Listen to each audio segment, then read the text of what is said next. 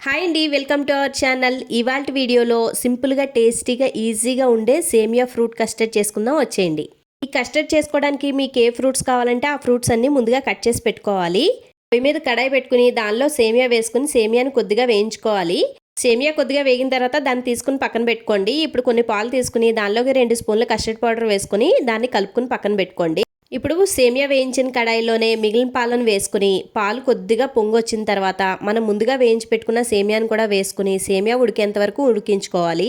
సేమియా ఉడకకుండా మాత్రం చక్కెర వేసుకోవద్దు. ముందుగా చక్కెర వేసేస్తే సేమియా ఉడకదు. ఒకటి పట్టుకుని చూస్తే సేమియా బాగా ఉడికింది. ఇప్పుడు మీ టేస్ట్కి సరిపడా చక్కెర వేసుకోండి. చక్కెర కరిగిన వెంటనే మనం ముందుగా కలిపి పెట్టుకున్న కస్టర్డ్ పౌడర్ని కూడా కలుపుకుంటూ వేసుకోవాలి.